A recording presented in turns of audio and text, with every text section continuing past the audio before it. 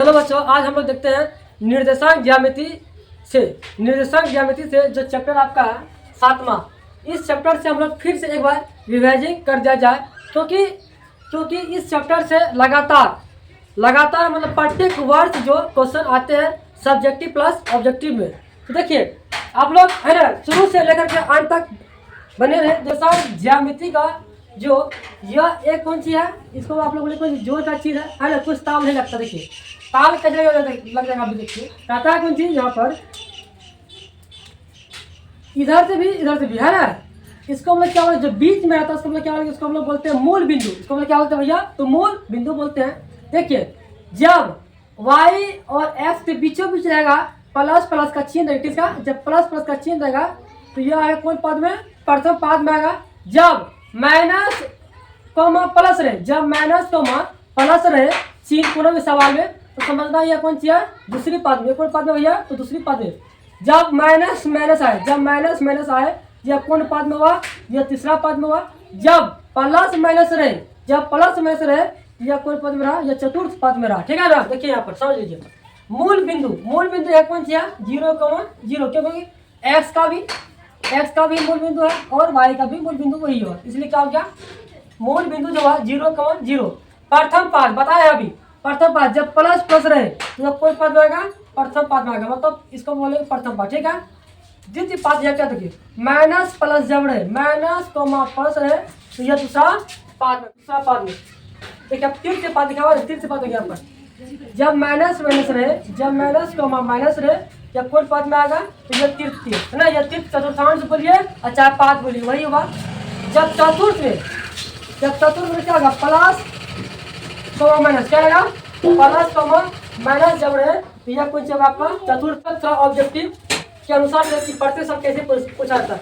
किताब में दिया रहेगा आपका क्वेश्चन में कि बिंदु -3, -5 किस पाद में, -3, -5 किस पाद, ढूंढिए जहाँ पर किस पाद, माइनस रहेगा, तो माइनस जो है किस पद में, तो तृतीय पद में। ऑप्शन दिया हुआ है प्रथम पद, तृतीय पद और चतुर्थ पद। मतलब इसका जो आंसर होगा जब कौन होगा भैया, -3, -5 किसमें लगा हुआ, तृतीय में, मतलब तृतीय का जो है जो इसका आंसर हो गया। अगला क्वेश्चन देखिए, -6,8 कितना, -6,8 किस पद में है ना, किस पद में, माइनस कौन है, माइनस कॉमा प्लस है।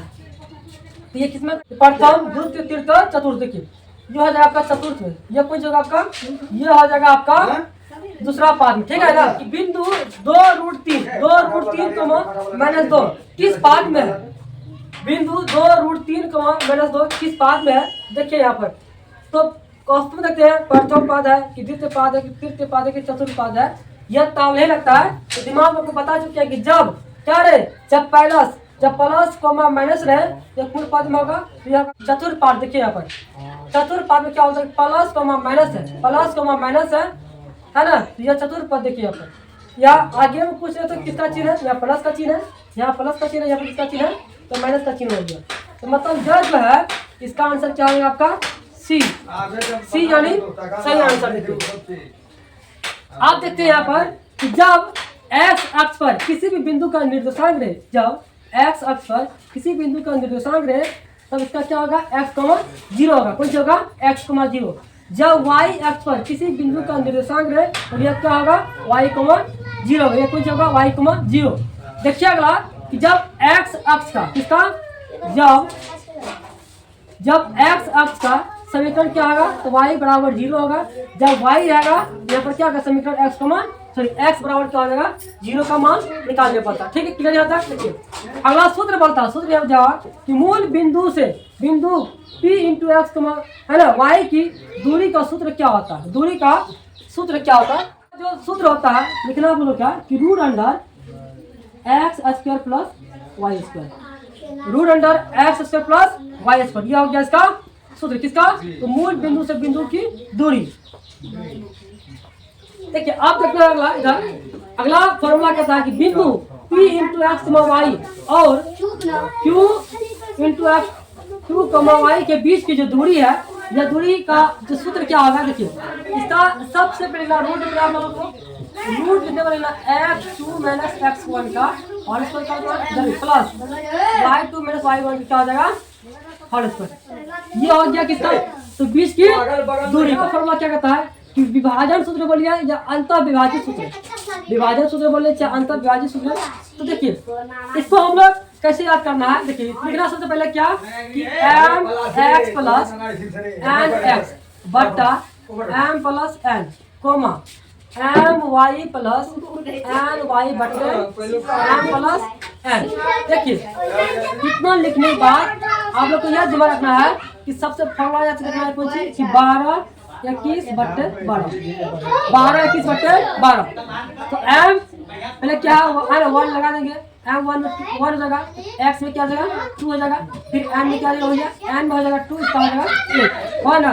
12 21 बटे 12 बच्चे फिर क्या होगा 1 2 हो गया, 1 2 हो गया। फिर उसी पे इसमें लगाएंगे कौन सी 1 2 लगाएंगे यहाँ पर, फिर यहाँ पर क्या हो जाएगा 2 1, यहाँ पर क्या होगा 1 2 लग गया। ये फार्मूला किसका बन गया, तो विभाजन सूत्र। क्या फार्मूला याद रखना है कि 12 21 बटे 12, यह याद रहा फार्मूला भी आपका क्लियर हो जाएगा। देखिए अगला क्वेश्चन कहता है कि मध्य, अगला फार्मूला है कि मध्य बिंदु का निर्देशांक, मध्य बिंदु का निर्देशांक जो है यह आपको यह लिखना है ऐसे लिखना पहले कि x प्लस x बटे 2 कोमा y प्लस y बटे 2 इतना ले सकते हैं। तो इसमें क्या लेना है फॉर्मूला लेना है कि 12 बटे 2 1 2 1 2 फॉर्मूला तैयार। किसका तैयार फॉर्मूला, तो मध्य बिंदु का फॉर्मूला। अगर ये है ना त्रिभुज के केंद्र का निर्देशांक, त्रिभुज के केंद्र का जो निर्देशांक होता है वह होता है इसमें क्या डबल दिखा 3 x प्लस x एक बार 1 2 3 इसमें 3 लिख दिए, फिर क्या y है ना y प्लस y बट्टे हो गया 3।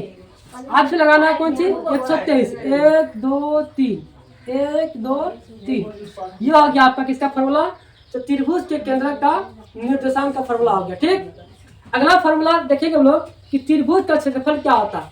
तो त्रिभुज का क्षेत्रफल का फॉर्मूला से हम लोग को यह जान लेना चाहिए कि 1 2 3 मतलब 123 यह सबसे पहले आएगा, और क्या होगा 23 31 12 23 31 12 23 31 12 याद रहा। तो त्रिभुज का जो फॉर्मूला है वह भी आपको है ना बन जाएगा। देखिए क्या होता है कि 1/2 होता है ना इंटू क्या जाएगा x, देखिए x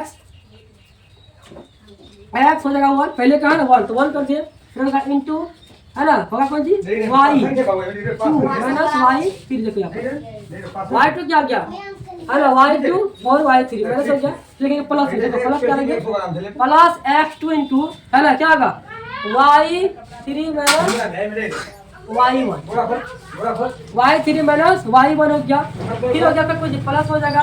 सब चलो देखिए 12 है ना x3 into y1 minus y2, ठीक है। देखिए बन गया, देखिए 1 2 3 है ना 1 2 और 3 हो गया। देखिए फॉर्मूला क्या होगा 23 31 12 23 31 12 रहा, तो इसका फॉर्मूला भी 13 होगा। क्या हो गया y2 हो गया माइनस y3 बन गया, फिर प्लस क्या y3 माइनस y1 फिर y1 माइनस y2 ये हो गया।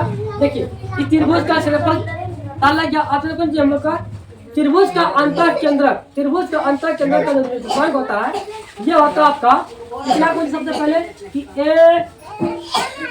ax plus bx plus cx बट्टे a plus b plus c लिख दीजिएगा। देखिए यहाँ पर लगाना है ay by प्लस cy बट्टे क्या होगा आपका a plus b plus c।